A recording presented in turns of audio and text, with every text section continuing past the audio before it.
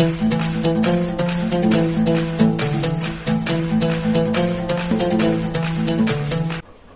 friends, today I am taking the chapter given in class 4th book, that's name is Learn Well Communicative English, and the name of the chapter is Of the Earth. So without wasting time, we start the chapter. But before starting the chapter, we should know that what is of the earth. So to know the chapter, to know the topic of the chapter, we can take help with two topics. First of all, we should know that natural things and man-made things. Natural things, it means the things which are made by the God. So can you tell me the names of the things that are made by God? क्या आप मुझे उन चीजों के नाम बता सकते हैं जो गॉड ने बनाई है? Very good. Trees, flowers, butterflies, rivers, mountains, hills, oceans, seas, animals, insects, birds. These all things are created by God.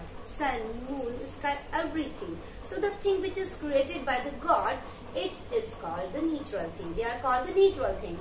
And man-made things means the things which are created by man. And all the neutered things which you see around you, they are called the neutered things. If we try to see, then you can see a marker in my hand. You can see a pouch in my hand. You can see a book. You can see around your room.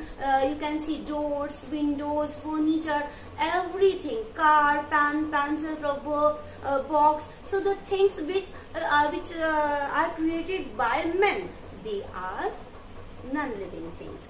So now you have got what are natural things and what are man-made things. So guys, here I want to tell you the things that are natural.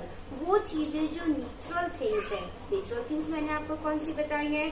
Trees, flowers, butterflies, birds, animals, leaves, flowers, etc. तो जो चीजें naturally हमारे सामने हैं, they are related with earth, they are about the earth, so they are called of the earth. हम कह सकते हैं natural things are of the earth.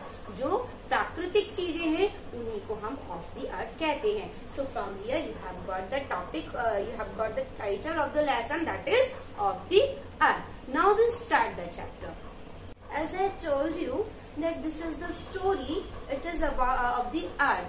So in this story there are some characters and they are there is a little girl, her name is Megha and her mom. There are only two main characters, Megha and her mom.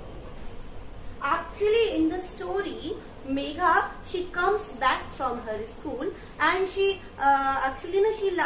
she loves to listen the stories from her mother. But that day when she jumped on her mother's lap, वो अपनी माँ की गोद में आकर के बैठी school से, and she told that mom tell me story, माँ मुझे एक स्टोरी सुना दीजिए. So mom tell, no Megha, today you make me listen a story. आज तुम मुझे story सुनाओगे. So when mom says, no Megha, today you make me listen a story, Megha thought for a while. Megha कुछ देर के लिए सोचने लगी.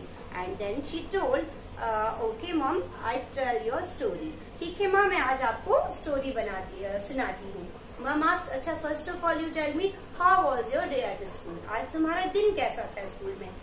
Megha says, it was very good, it was fantastic. बहुत ही अच्छा दिन था मेरा.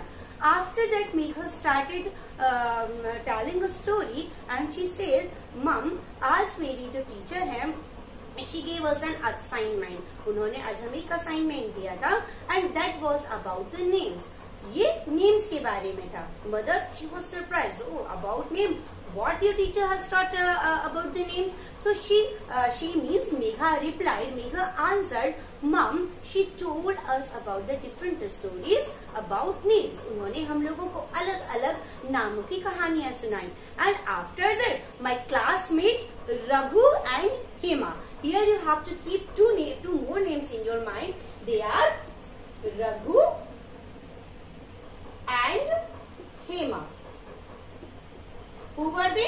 यहाँ पे क्वेश्चन बनता है, who were Raghu and Hema? So you should know the answer. Raghu and Hema were the classmates of Megha, या they were the Megha's classmates. हम किसी भी तरीके से आंसर इसको फ्रेम कर सकते हैं. So mother asked, what did Raghu tell about his name? So Megha replied, Mom, Raghu told that his name was given after his grandpa. मतलब उसका नाम जो है उसकी ग्रैंडपा के बाद में दिया गया. And after that Hema also told about the story about her name. So she told that her name was given her about her aunt. उसका जो नाम है वो उसकी आंटी के बाद दिया गया. मतलब जो आंटी का नाम था या आंटी के द्वारा दिया गया, और जो दादाजी जो रघु का नाम है वो उसके दादाजी के द्वारा दिया गया या दादाजी के ही नाम पर रखा गया. इस तरीके से मेघा ने अपने दो दोस्तों की कहानी जो नाम के बारे में थी वो बताई. And after that she became upset. वो थोड़ी सी उदास हो गई. मम asked, what happened Megha, why you get upset? So she replied, मम, I wish I could have a story about my name. माँ, मुझे लगता है काश मेरी भी कोई कहानी होती जो मेरे नाम से जुड़ी होती. मम thinks, वो कुछ सोचती है, and then she says, there is also a story about your name. हाँ मेघा, तुम्हारे नाम के भी पीछे एक कहानी है. So when mom says yes, there's a story about your name also, Megha got excited. वो बहुत ही excited हो गई to know the story that is related with her name. She asks mother, please make me listen the story. So first of all, mother asks her कि मेघा तुम मुझे ये बताओ, what is your full name. अच्छा, हम सभी के दो नाम होते हैं. घर में एक निकनेम होता है और बाहर का स्कूल का नाम कोई और होता है. तो वैसे ही मेघा के साथ था. Megha has a full name मेघ पुष्पा. मेघा का जो फुल नेम था वो क्या था? मेघ Pushpa. So when her mother asked Megha that what's your full name, so Megha replies, my full name is मेघ पुष्पा. लेकिन शॉर्ट में मदर से क्या बोला करती थी? Megha. After that, mother started that your dad is a great lover of nature. Okay? यहाँ पे हमें एक और बात पता चली है about Megha's dad, that he was a great lover of nature. Lover of nature मतलब a person who likes the nature most.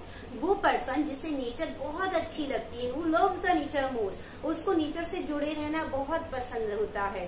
तो यहाँ पर मेघा के जो डैडी हैं उनके बारे में it has been told in the lesson that he was a great lover of the nature. Now mother keeps on. Mother आगे बढ़ती हैं, बोलती चली जाती हैं. वो बोलती हैं कि in the morning when you were born it was the cool and pleasant morning. क्या बताया माँ ने?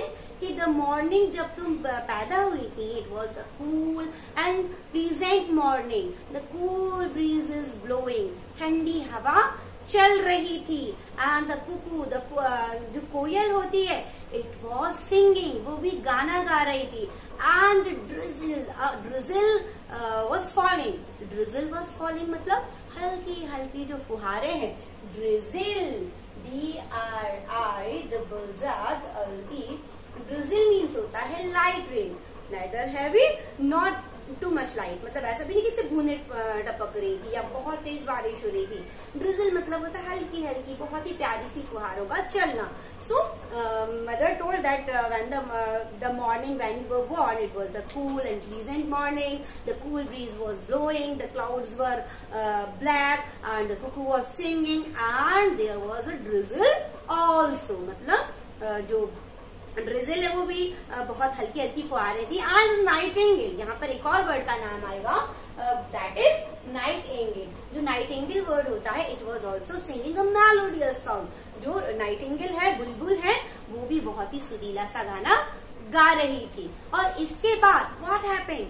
Suddenly you cried out. You cried out means you have heard about the kids.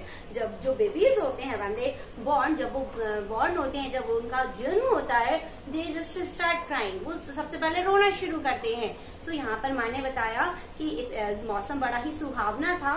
And suddenly you cried out. Suddenly you cried out मतलब अचानक से तुम रोना शुरू कर दी. रोना शुरू की मतलब तुम्हारा जन्म हो गया. And after that your dad he came out.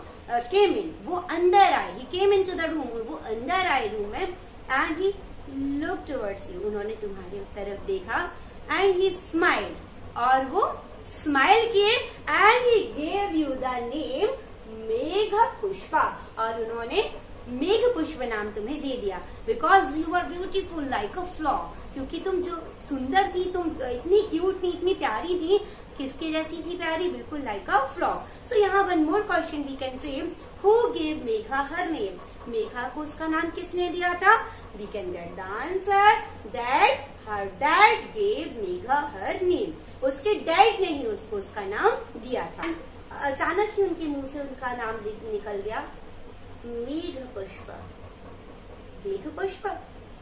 She was very excited to know her name, and Megha said, I like my name, but what is the meaning of my name, Mama?